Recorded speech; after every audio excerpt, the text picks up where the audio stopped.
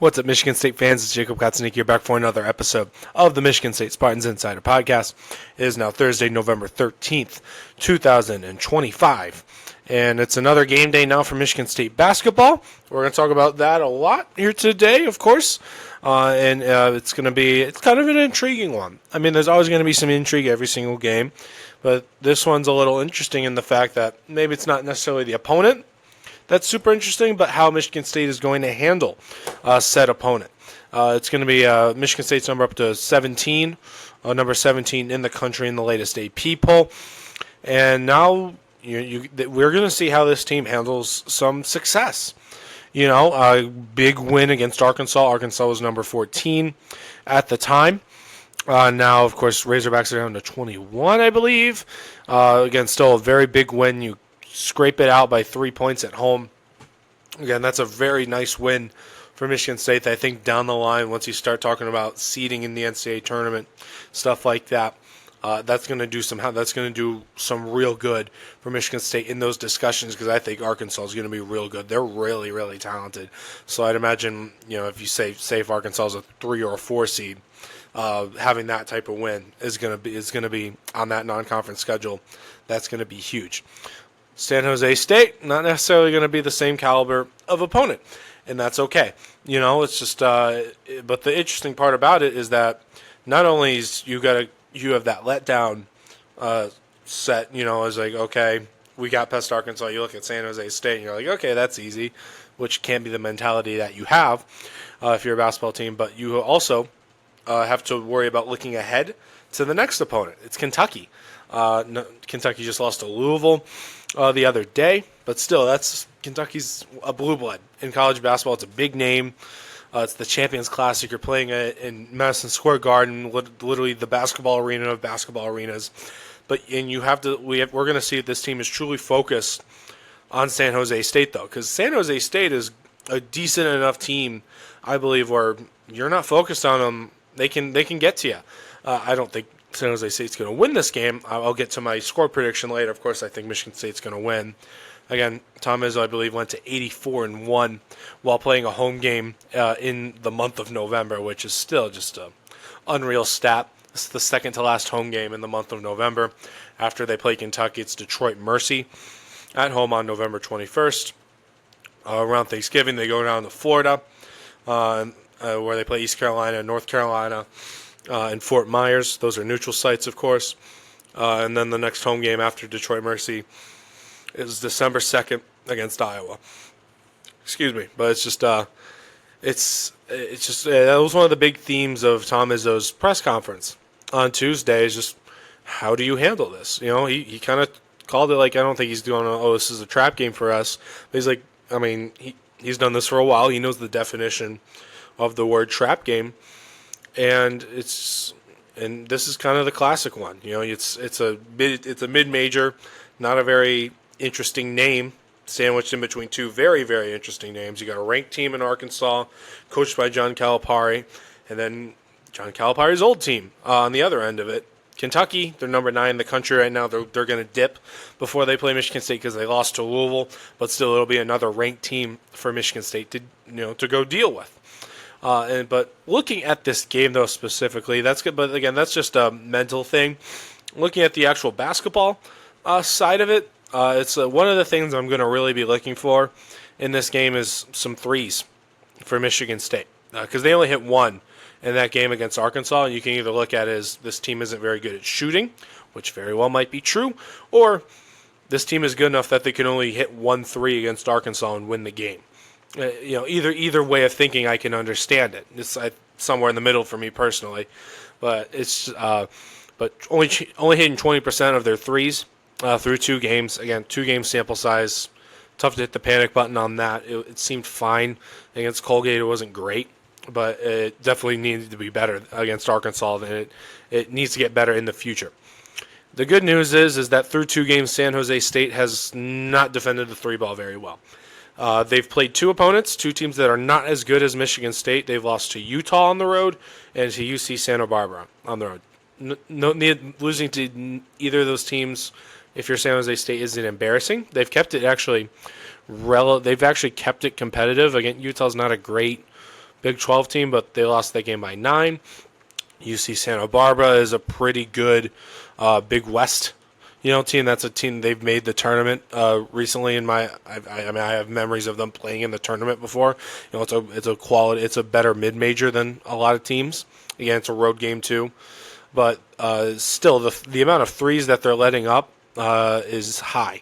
They're allowing 44.7 of them to be exact. Last time out, UC Santa Barbara just sprayed them. 11 for 22 allowed to UC Santa Barbara. And again, to Utah as well, they shot 10 for 25. So double digits allowed in both of their games from long range. So that's going to be something I really would like to see Michigan State do in this game, as far as like translating this into the future when you play Kentucky, when you play Duke, when you play Big Ten teams on the road per se. What are they going to do when you got to hit some threes? Say it's there's going to be at some point in this game where it's a tight game down the stretch. Michigan State might be down 3 in the closing seconds. Can they get a 3-ball off? And someone needs to emerge as a potential 3-point shooter. You'd really like to see Curtain become a guy like that. Trey Fort was brought in here to be one of those guys. Still think he will be one of those guys eventually, but those two in particular, Curtain and Trey Fort, seem to be what should be the best 2 shooters on this team. Kohler is a guy who can go hit one if he's open. He's not going to shoot a lot of them, but when he's open, he can make them. Fears seems to be getting better at it. Still think Cohen Cars is still definitely a work in progress. Haven't really seen him shooting it a ton during live action yet. But again, would really like to see 8, 9, 10 threes from Michigan State in this game. They should definitely have their way on the glass. San Jose State's not a very, very big team. They have one guy. They're starting 5. The guy who's going to play the 5, I should really say. He's 6'10". No one else in their rotation is taller than 6'8". Michigan State has more size, more athleticism than they do. They've been one of the best rebounding teams. According to KenPom, I have it right in front of me. They have the 6th best offensive rebounding percentage. They're getting nearly half of their possible offensive rebounds, which, again, 47.5% of those offensive rebound chances, they're getting them. 6th best in the country. And, again, the Division I average is 31.5. San Jose State has allowed a lot of offensive rebounds as well, so I'd expect to see a lot of second chance points in this game as well. And something that's completely independent of opponents, you just like to see the free throws get a little better. Still didn't shoot it. It didn't seem as glaring against Arkansas, but there were definitely some points left out there for Michigan State. It's still, I think some of it was like Jordan Scott missed those 2 free throws at the very end. Could have ended the game effectively. He missed 2 in a row.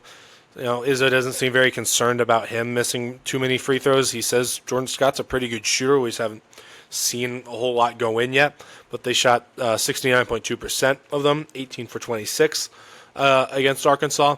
Again, you'd still like to see a game where they're at 75, 80% or higher, just to kind of take that step forward. Because again, free throws, when you're playing Duke, when you're playing Kentucky, again, when you're playing these really good teams, you can't afford to leave so many points out there on the line. Because those points can make the difference in games. It did last year when they were one of the best free throw shooting teams in the country. They're losing a lot of their best free throw shooters like Jace Richardson, Frankie Fiddler, Jay Nakins, Trey Holloman. All those guys are gone. There's a lot of guys who, free throw shooting. Cohen Carr, for example, Carson Cooper. Kohler was a pretty good free throw shooter last year, if I remember correctly, but Fears had some struggles at the line. And, again, there's some guys who we didn't really see too much of, Curtain per se. I don't remember what Trey Fort was shooting over at Stanford. I don't really remember that in my mind. But, again, he's a good 3-point shooter. You'd probably expect him to be a, decent free throw shooter as well. So, but nevertheless, it's just but again, still a nice opportunity now for Michigan State. Again, this is a Mountain West team. That's kind of the other interesting thing. They're not a very interesting they're a below average Mountain West team probably, but the Mountain West is one of the best mid-major conferences in the country. Michigan State played New Mexico in the second round of the NCAA tournament last year. New Mexico was the Mountain West champion. I think I don't know if they were the tournament or regular season champion. I'm pretty sure they won a conference championship in the Mountain West. And if you remember that game correctly, it was close for a while. I think New Mexico had a 10-point lead early on in that game.